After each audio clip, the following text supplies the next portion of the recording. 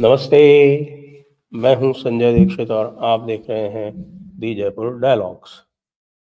आपने सुना होगा कि हिंदुओं को कहा जाता है कि वो 9th क्लास सिटिजन्स हैं, 9वें दर्जे के नागरिक हैं और वो स्पष्ट हो गया कल की उस घटना से जहाँ पर सब इंस्पेक्टर तोमर ने नमाजियों को रोड को ब्लॉक करने से रोका और उस अटेम्प्ट में उसने कुछ लोगों को तशरीफ पे लात जमा दी, जो कि कोई मेरे विचार से कोई ऐसी खास बात नहीं है, क्योंकि इसको जो है हम कहते हैं non invasive force almost. Touch ही तो किया उसने ज़्यादा कुछ थोड़ी किया। उठी हुई तशरीफ पे नीचे से थोड़ा-सा टच कर दिया कि चल भई उठ, ये नमाज़ तेरी जो है ये पाक नहीं है, यहाँ से रवाना हो। और वैसे भी नबी हुज़ूर ने कहा है, ये सुनन इब्न माजा में लिखा हुआ है साफ-साफ कि आप सड़क पर नमाज़ पढ़ेंगे तो वो कबूल नहीं होगी, वो हराम है।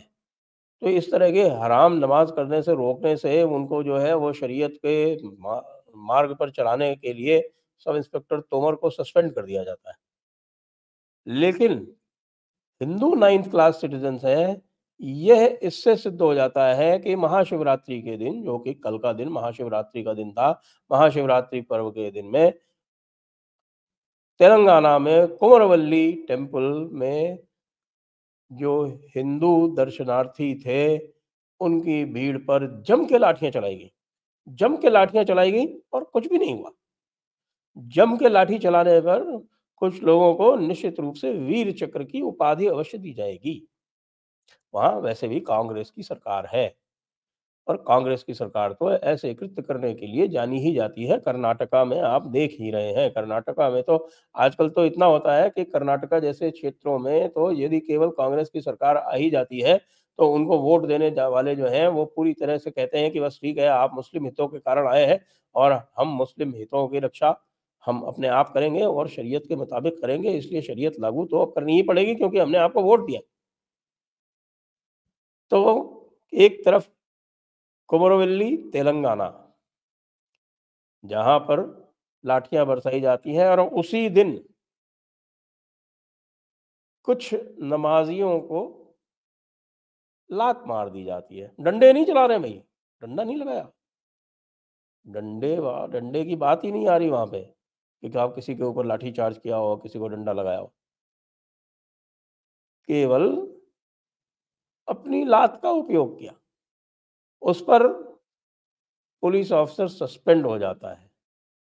ये दिल्ली सरकार, दिल्ली पुलिस, यह इन सब के एक प्रकार से हम कहें कि उनकी एक आत्मग्लानि का आपको एक परिचय वो दे रहे हैं कि वो हिंदू होकर कितना लज्जित है, उनमें अपनी लज्जा का कितना बड़ा भाव है, वो कितने बड़े अपोलोजिस्ट हैं, वो अल जज़ीरा से कितना अधिक प्रभावित हैं। मुझे बताया गया है कि दिल्ली पुलिस में एक ऐसा सेल है जो केवल अल जज़ीरा को मॉनिटर करता रहता है और अल जज़ीरा में यदि किसी प्रकार की कोई आलोचना आ जाती है, तो वो तुरंत कहते हैं कि भई देखिए अल जज़ीरा में हमारे इस कृत्य की आलोचना हो रही है, तो हमें अल जज़ीरा को संतुष्ट करना पड़ेगा। एक पूरा सेल है दिल्ली पुलिस में, ऐसा बताया जाता है। ये ऑथेंटिक नहीं है, ऐसा मैंने अपने सोर्सेज़ से सुना है। आप कहेंगे कि प्रूफ़ दीजिए, तो इसलिए मैं आपको कैविएट डाल देता हूँ। जो हरकतें होती हैं, उसमें यदि आप मेरे विचार से उत्तर प्रदेश पुलिस को छोड़ दें, तो बाकी सारी जो पुलिस फ़ोर्सेज़ हैं, वो पूरी तरह से सेक्युलरिज़्म की चाशनी में पूरी तरह से पकी हुई हैं। उन्होंने पूरा मुलम्मा सेक्युलरिज़्म की चाशनी का ओढ़ा हुआ है। जहाँ कहीं भी बिरादरी वालों का प्रश्न आता है, वहाँ पर तुरंत पीछे हट जाते हैं और कहते हैं कि अरे भई बिरादरी वालों, आप कहीं जो है तकलीफ़ में मत आ जाना। आपको अगर याद हो तो मौलाना साद आप याद करें कि वो मौलाना साद जो है जिनके ऊपर मुकदमे चल रहे थे, वो मौलाना साद अब कहाँ हैं? मौलाना साद क्यों नहीं दिखाई पड़ते? बताते हैं कि मौलाना साद जहाँ भी हैं, ऐसा नहीं है कि वो मौलाना साद जहाँ भी हैं, ऐसा नहीं है कि वो नज़रों से दूर हैं, लेकिन वो मौलाना साद हैं। इसलिए उनके ऊपर हाथ नहीं डाला जा सकता।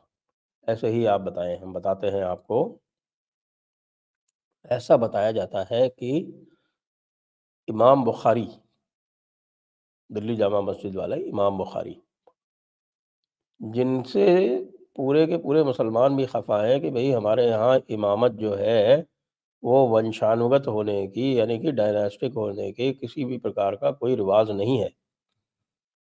इमाम जो है वो वंश दर वंश नहीं बनेंगे, पीढ़ी दर पीढ़ी नहीं चलेगा ये। ये कोई हेरिटेबल प्रॉपर्टी नहीं है। उसके बावजूद सरकार कुछ नहीं करती। जो सरकार का वक्फ बोर्ड बना हुआ है वो कुछ नहीं करता। दिल्ली में तो वैसे भी वक्फ बोर्ड जो है इस समय आम आदमी पार्टी के हाथ में है, तो आप वैसे भी कुछ नहीं कर सकते। आपको पता है कि हमारे श्री केजरीवाल जी वो कितने बड़े नमाज़ी स्वयं हैं। तो इसलिए उनसे आप किसी भी प्रकार की आशा वैसे भी ना रखें। लेकिन दिल्ली पुलिस तो भाई एलजी के हाथ में है। दिल्ली पुलिस तो सीधे-सीधे होम मिनिस्ट्री के अंडर में आती है। दिल्ली पुलिस तो अमित शाह जी के अंडर में है। वो इतनी अपोलोजिस्ट क्यों हो रही है? उसको किसका डर है? एक डर तो अल जज़ीरा का है जैसे मैंने बताया, दूसरा डर संभवतः बीबीसी का हो सकता है। हो सकता है बीबीसी का डर हो, वो भी संभावना पूरी है। तो जो अधिकारी वर्ग है ना, मैं ये कह सकता हूँ पूरी तरह से कि अभी भी जो शीर्ष अधिकारी वर्ग है, वो सारा का सारा 80 के दशक का पढ़ा हुआ है। और 80 के दशक में ये पूरी जो मार्क्सिस्ट फ़िलॉसफ़ी थी, वो पूरी तरह से कूट-कूट के भर दी गई थी, जो भी स्टूडेंट्स होते थे उनके दिमागों में। इसलिए वो अभी भी चल रही है। अभी इनके ऊपर कह दीजिए कि लाठीचार्ज कर दीजिए कोई मंदिर के सामने खड़ी हुई लाइन पे, तो बिना सोचे-समझे कर देंगे। और ये कह दीजिए कि ये रोड ब्लॉक कर रहे हैं नमाज़ी, इनको हटा दीजिए, तो ख़ास तौर से कल वाले एक्शन के बाद वो सब बचते हुए दिखेंगे, इधर-उधर निकलते हुए दिखेंगे। ये आप देख सकते हैं कि किस प्रकार से यह समाज पूरी तरह से इसके साथ में इस समाज के साथ में किस तरह से भेदभाव किया जा रहा है, वो इसी से आपको पता चल जाएगा कि हिंदू मंदिरों के साथ में कैसा भेदभाव किया जाता है। कि हिंदू मंदिरों को एक तो नियंत्रित रखा जाता है सरकारों द्वारा, विशेषकर दक्षिण भारत में।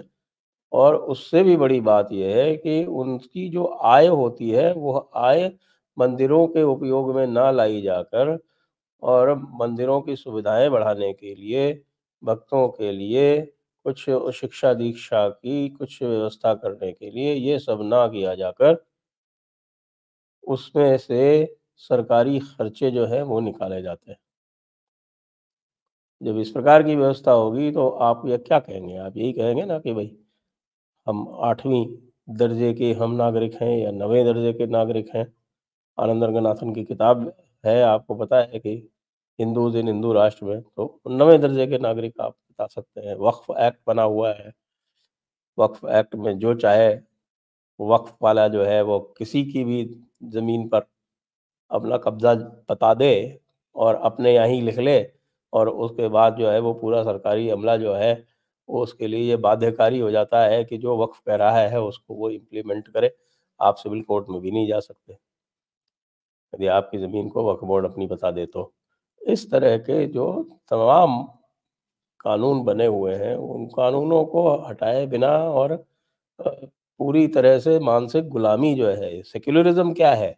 सेक्युलरिज़्म हिंदुओं को मानसिक गुलाम बनाने का एक नया टूल है। आपने डेमोक्रेसी बना ली लेकिन मेजॉरिटी माइनॉरिटी वाला जो अंतर है, वो कायम रखा। क्यों कायम रखा? ये अंग्रेज़ों का राज नहीं है, यहाँ कोई शरीयत का राज नहीं है, ये कोई इस्लामिक राष्ट्र नहीं है जहाँ पर दोयम दर्जे के नागरिक होते हैं और उन दोयम दर्जे के नागरिकों के लिए आपको कोई विशेष प्रावधान करने हैं। ज़िम्मी जिसको बोला जाता है, जिसको कई बार अंग्रेज़ी में लोग धिम्मी लिखते हैं, लेकिन हमारे यहाँ जो लोग भी भाषा जानते हैं, उर्दू वो जानते हैं कि इसको ज़िम्मी कहा जाता है। तो ये जो ज़िम्मी का कोई कॉन्सेप्ट है नहीं, ना तो डेमोक्रेसी में है और ना हिंदू धर्म में है।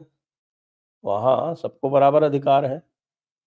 तो ये मेजॉरिटी माइनॉरिटी बना के माइनॉरिटी को स्पेशल प्रिविलेजेस दे के जो अंग्रेज़ों ने पूरा एक भेदकारी एक तंत्र बनाया था, उसी तंत्र को आगे बढ़ाने का यह कुत्सित प्रयास है।